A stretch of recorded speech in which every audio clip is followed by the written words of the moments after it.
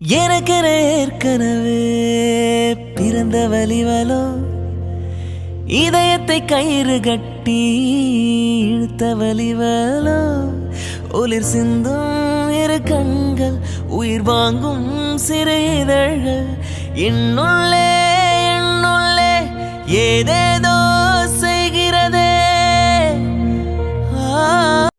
நண்பன் ஒருவன் வந்த பிறகு விண்ணை தொடலாம் அந்த சிறகு, வானுக்கும் இல்லை உண்டு நட்புக்கில்லை. ரொம்ப ரொம்ப ரொம்ப சந்தோஷமா இருக்குடா. எப்படியும் என்ன மாமா கிட்டயே அடே என்னடா பண்ற பார்த்தா தெரியல. முதல்ல உன் மேல நேத்து கோவமா தான் இருந்தேன். என்ன பண்றது, எப்படியோ உன்னை பார்த்த உடனே நல்ல கோவத்தை காட்டவே முடியலடா. பாரா, எதுக்குடா ஏன் மேல கோவம்? நான் என்ன பண்ணேன்? பண்றதெல்லாம் பண்ணிட்டு என்ன பண்ணேன்னு கேள்வி வேற. சரி சரி விடுறா மச்சான். ஆனா ஒண்ணு, என் தங்கச்சியால இன்னைக்கு நீ தப்பிச்ச மகனே. இல்ல எனக்கு இருக்கிற கோவத்துக்கு சரிடா விடு. யாராச்சும் இப்படி மட்டும் நம்மள பார்த்தாங்க அவ்வளவுதான். அது கையல் பார்த்தானா அவ்வளவுதான்டா. ஆமாடா டேய், அது மட்டும் ஞாபகப்படுத்தாத. எப்பா பாப்பா எங்க இருந்துடா உங்க தங்கச்சிய வளர்த்தீங்க? முடியலடா சாமி. ஒரு மாசத்துக்குள்ளேயே இப்படி ஃபீல் பண்ணினா இன்னும் அதெல்லாம் விட. உனக்கு தலைவலி எப்படி இருக்கு? பரவாயில்லையா? என்னாச்சு? சடனா போனை சைலண்ட்ல போட்டு தூங்குற அளவு தலைவலியா? ஆமா சூர்யா, என்னன்னு தெரியலடா. திடீர்னு நைட் ரொம்ப தலைவலியா இருந்துச்சு. அதான் போனை சைலண்ட்ல போட்டு இப்பதான்டா கொஞ்சம் முன்னதான் எந்திரிச்சேன். எந்திரிச்ச உடனே அனிதா சொன்னா நீ கால் பண்ணனு. ஆமாடா, மார்னிங்கும் கால் பண்ண. அனிதா தான் அட்டன் பண்ணி எல்லாம் சொன்னாங்க. Okay okay. அப்புறம் என்ன சார் புது மாப்பிள்ள அவுட்டிங்லாம்? ஏன்டா நீ வேற. அது உன் தங்கச்சி தான் அந்த படத்துக்கு போயே ஆகணும்னு ஆசைப்பட்டான். என்ன பண்றது, ரொம்ப அடம் பிடிக்கிறாடா. வேற வழியே இல்ல பத்தியா, அதான் கூட்டிட்டு போனேன். எல்லாம் தெரிஞ்சுதானே லவ் பண்ணி கல்யாணம் பண்ணிக்கிட்டேன். அப்போ எல்லாத்தையும் அனுபவிச்சுதான் ஆகணும். ஆனா 1 மந்த்துக்கு என்னால முடியலையே. நீ எப்படிடா 8-9 மாசமா எப்படி சமாளிச்ச? ஒருவேளை அனிதாலாம் இப்படி எதுக்குமே அடம் பிடிக்க மாட்டாங்களோ? ரொம்ப சாஃப்டா இருப்பாங்களோ? உன் தங்கச்சி தான் ரொம்ப அடம் பிடிக்கிறாளோ? என்னடா சிரிக்கிற? அடேய், அவன் வீட்டுல நடக்கிறது அவனை கேட்டாதான் தெரியும். அது என்ன உன் தங்கச்சி அப்படியே ரொம்ப சாஃப்ட், அடம் பிடிக்க மாட்டா பாரு. டேய் நீ வேற. அவ இந்த மாதிரி விஷயத்துக்கெல்லாம் அடம் பிடிக்க மாட்டான். ஆனா எதுக்காச்சும் கோவம் வந்துருச்சுன்னா சமாதானப்படுத்துறது ரொம்ப கஷ்டம்டா. என்னமோ சொல்லி எப்படியோ பேசி சமாதானப்படுத்துற மாதிரி இருக்கும். ஆக மொத்தம் எல்லா பொண்ணுங்களும் ஒரே மாதிரிதான். ஓ அப்படியா சூர்யா? 1 மாசம் என்ன சமாளிக்கிறதே ரொம்ப கஷ்டமா இருக்கு இல்ல? பாரு கயல் எப்படி பேசிட்டு இருக்காங்கன்னு.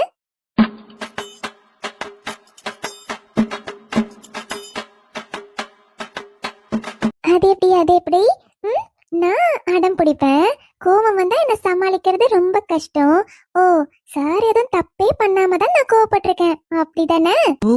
அது அனிதா இல்ல, நான் அப்படி எதுவும் கையல். அது எப்படி 1 மாசமே என்ன உங்களால சமாளிக்க முடியலையா? ஓ உங்களை நான் அவ்வளவு டார்ச்சர் பண்றேனா? இல்ல அம்மு, அது இந்த அம்மு இனிமே வாய் திறந்து நான் அம்முன்னு கூப்பிடுங்க. அப்புறம் இருக்கு உங்களுக்கு.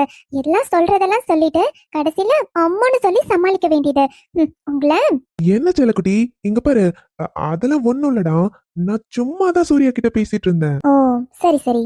ஆனா இனிமே இந்த செல்லக்குட்டி வெள்ளக்குட்டின்னு என்ன கூப்பிட்டுட்டு வந்தீங்க அவ்வளவுதான். ஏய் என்ன அம்மு, இங்க பாரு, ஜாலியா இருக்கணும் தானே அம்மா வீட்டுக்கு வந்திருக்கோம். அத அப்போ நீ ஜாலியா என்ஜாய் பண்ணணும்ல. அதை விட்டுட்டு இப்படி எல்லாம் கோவப்பட்டா எப்படி? என் நல்ல பொண்டாட்டி இல்ல, என் அம்மு குட்டி இல்ல, கோவப்படக்கூடாது. அப்போ இப்படியேதான் கோவமா இருப்பேன். ஆமா எனக்கும் வேற வழி இல்லப்பா. நேத்து எப்படி சமாதானப்படுத்தனோ அதே மாதிரி சமாதானப்படுத்த எனக்கு ஓகே தான். நான் ரெடியா தான் இருக்கேன். உனக்கு எப்படி வசதி?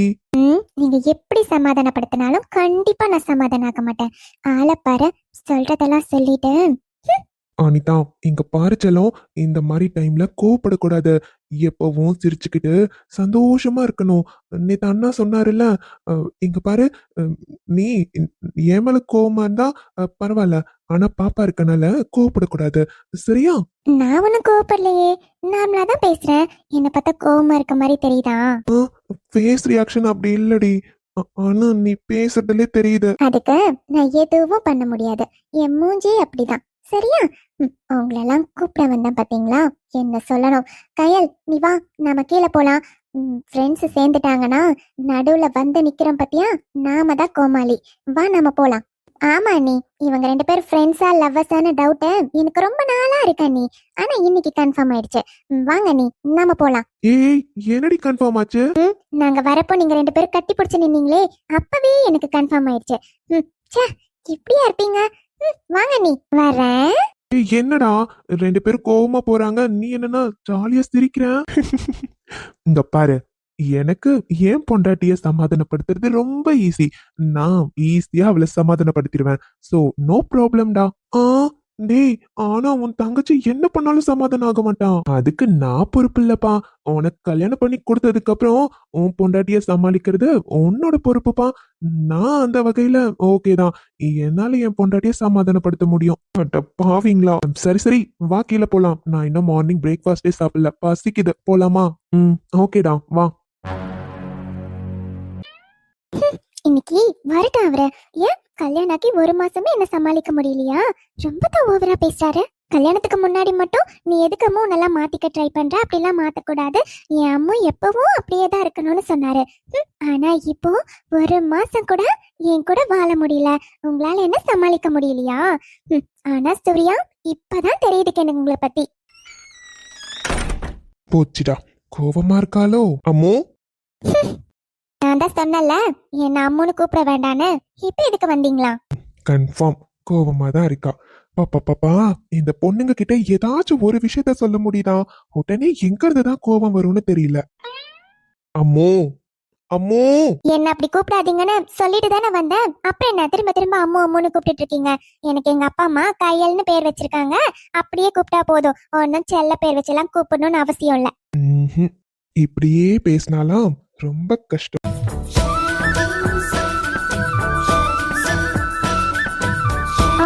என்ன பண்றீங்க? முதல்ல மேல இருந்து கையிடுங்க. முடியாது. என்னடி பண்ணுவ? இங்க பாருங்க, நான் ஒரு முறை சொல்றப்பே கேட்டுங்க. எனக்கு இதெல்லாம் பிடிக்கல. கையை எடுங்க.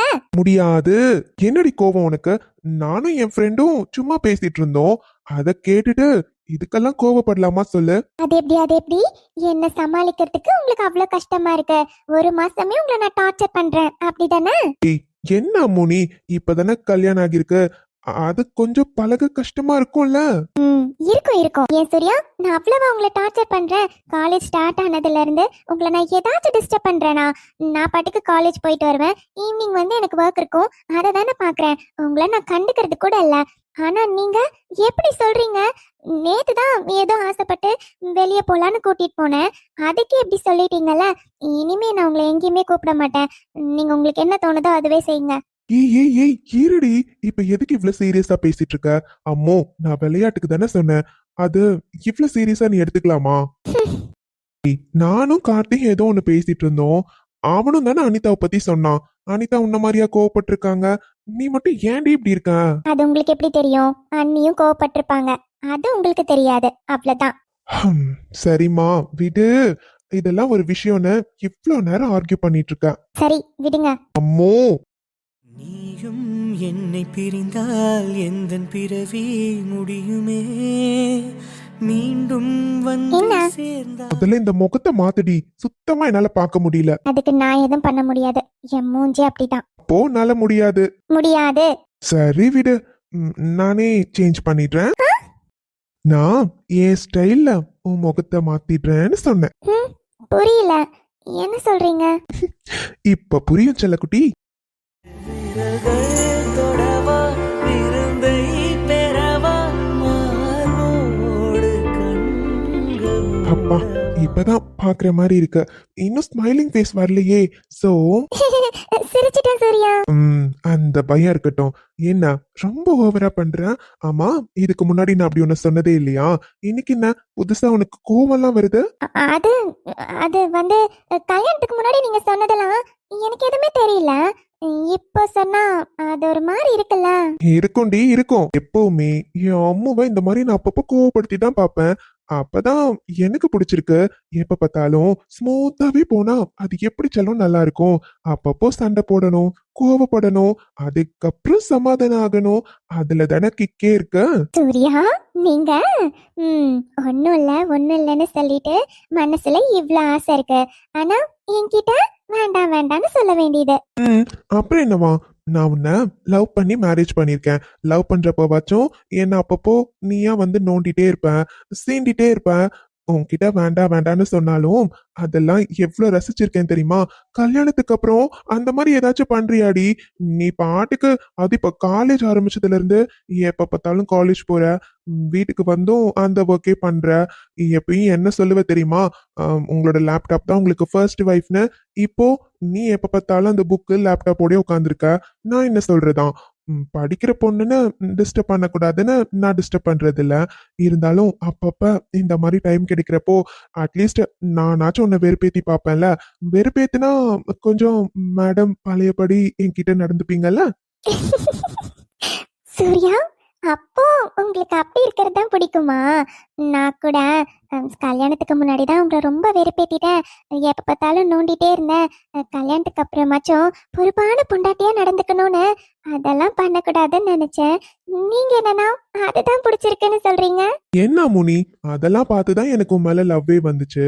அப்புறம் அதெல்லாம் வேண்டான்னு நான் நினைப்பேனா? ஓ, பாரு. முன்னாடிலாம் இங்க வந்துட்டு போனா நான் எவ்வளவு சந்தோஷமா இருப்பேன் தெரியுமா? நீ என்ன நோன்றது எனக்கு அவ்வளவு பிடிக்கும். வீட்டுக்கு போனா அதையே நினைச்சிட்டு தூங்கிடுவேன். உனக்கு தெரியாதம்மோ, வீட்ல தனியா நான் மட்டும் ஒரு மாதிரி லோன்லியா தான் ஃபீலா இருக்கும். ஆனா நீ வந்ததுக்கு அப்புறம் எவ்வளவு நல்லா இருக்கு தெரியுமா? நாம 2 பேரும் நம்ம ரூம்ல எவ்வளவு ஜாலியா பேசிட்டு சிரிச்சிட்டு, அதெல்லாம் தான் எனக்கு பிடிச்சிருக்கு. நிஜமாவா? ஆ, ஐ லவ் யூ. போதும் போதும், இப்படிலாம் ஏதேதோ பேசி ஐஸ் வச்சு என் மனசை மாத்திட்டீங்க, அப்படிதானே? அப்புறம் பொண்டாட்டி கோவமா இருந்தா சமாதானப்படுத்த வேண்டியது புருஷனோட கடமை தானே? அதான். சரிதான். வாசனாய அசனி பேராசவோமா கண்மூடியே கை கோர்த்துதான். சரிங்க, நான் ஃப்ரெஷ் ஆயிட்டேன். நான் கீழே போறேன். என்னது? இல்லங்க, நான் கீழே போறேன்னு சொன்னேன். அடியே, இங்க வந்ததுல இருந்து இவ பாட்டுக்கு எல்லாத்தையும் எடுத்து வைக்கிறா, எல்லாத்தையும் கொடுக்கறா. இப்ப என்னன்னா போய் குளிச்சுட்டு வந்து நான் கீழே போறேன்னு பேக் டு ஃபார்ம் வந்தாச்சு. ஆமா, இது என்னங்க கேள்வி? நம்ம தான் வீட்டுக்கு வந்துட்டோம்ல. வீட்டுக்கு வந்துட்டா என்னங்க? 1 வீக் நல்லா ஜாலியா சூப்பரா 2 பேரும் மட்டும் எவ்வளவு ஜாலியா என்ஜாய் பண்ணிட்டு வந்தோம். வீட்டுக்கு வந்த உடனே இப்படி என்ன கழட்டி விட்டு போனா எப்படி? என்ன, அதுக்காக அங்க இருந்த மாதிரியே இருக்க முடியுமா?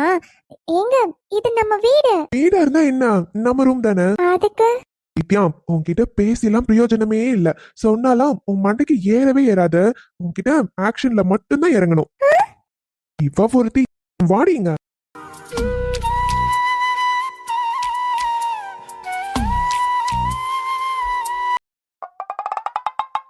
என்னது இது, விளையாடுறீங்களா? நான் தான் கீழே போகணும்னு சொல்றேன்ல. நித்யா, உனக்கு கொஞ்சமாச்சும் மனசாட்சி இருக்கா? ஏடி, என்ன பார்த்தா உனக்கு பாவமாவே இல்ல? என்னங்க சொல்றீங்க? எனக்கு புரியல. எதுக்கு இப்படி எல்லாம் பேசுறீங்க? உன்கிட்ட எல்லாம் சிம்பாலிக்கா பேசுறேன் பத்தியா? ஏன் தப்பு? இங்க பாரு, நேத்து தானே லைஃபே ஸ்டார்ட் பண்ணோம். இப்படி அடுத்த நாளே என்ன தனியா கொஞ்ச நேரமாச்சும் என் கூட இருக்கணும்னு உனக்கு தோணவே தோணாதா? எனக்கு என்னமோ உன் கூடவே இருக்கணும்னு தோணுது நித்யா. தோணும் தோணும். ஆள பாரு, விடுங்க. முடியாதுடி, என்ன பண்ணுவ? முடியாதுன்னா இங்க பாருங்க, இது நான் கீழே போகணும், விடுங்க. இப்ப என்ன, உனக்கு கீழே போகணும் அவ்வளவுதானே? ம். அப்போ எனக்கு வேண்டியதை கொடுத்துட்டு அப்புறமா நீ போலாம். உங்களுக்கா என்ன வேணும்னு சொல்லுங்க, எடுத்து கொடுத்துட்டு போறேன். எனக்கு சொல்லுங்க. சின்ன சின்ன கிளியே பஞ்சவர்ண கிளியே பால் சொட்டும் நட்சத்திரம் பார்த்தாயா? போங்க, இதுக்கு தான் இப்படி பண்ணீங்களா? அப்புறம் நான் என்ன பண்றது? என் பொண்டாட்டிக்கு தான் சொன்ன உடனே எதுவுமே புரியாதே. அவகிட்ட ஆக்ஷன்ல காட்டினா மட்டும்தான் புரியும். அதான். அதான் கொடுத்துட்டீங்கல்ல, இப்ப விடலாம்ல. சரி, இப்ப கீழே போய் என்ன பண்ண போறீங்க? அது என்ன கேள்வி. நாங்க 5 பேரும் உட்காந்து பேசுவோம். கையில அப்பதான் வந்திருக்காங்கல்ல, அதனால அவங்க தான் ஈவினிங் வீட்டுக்கு போறாங்களாம். அதுக்குள்ள கொஞ்ச நேரம் எல்லாரும் சேர்ந்து உட்காந்து ஏதாச்சும் பேசிட்டு இருப்போம். நித்யா அதெல்லாம் ஓகே, பட் அண்ணி 2 பேரையும் டிஸ்டர்ப் பண்ணாதீங்க. அவங்களுக்கு டயர்டா இருந்தா அவங்க ரெஸ்ட் எடுக்கட்டும். ஓகே ஓகே, அதெல்லாம் நாங்க பாத்துக்கிறோம். அவங்களுக்கு டயர்டா இருந்தா அவங்க ரெஸ்ட் எடுக்கட்டும். சரி சரி, நீங்க போய் பேசுங்க. அங்க எப்படியும் அருண் தனியா தான் இருப்பான். நான் போய் அவன் கிட்ட பேசிட்டு இருக்கேன். அவனை பார்த்துமே 1 வீக் ஆச்சுல்ல. Okay okay. அண்ணி, நீங்க 2 பேரும் ரெஸ்ட் எடுக்க சொன்னோம்ல, நீங்களும் வந்துட்டீங்க. என்னம்மா, நீங்க 3 பேரும் இருக்கப்போ நாங்க மட்டும் ரூம்ல ரெஸ்ட் எடுக்கணும்னா தோணும்.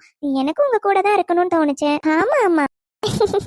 அம்மா, என்ன நேத்து 2 பேரும் அவுட்டிங்கா?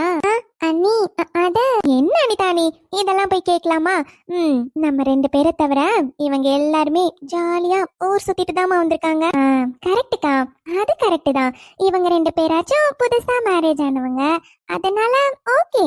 பட் நித்யா, என்னம்மா நல்லா ஜாலியா 1 வீக் என்ஜாய் பண்ணிட்டு வந்திருக்க போல.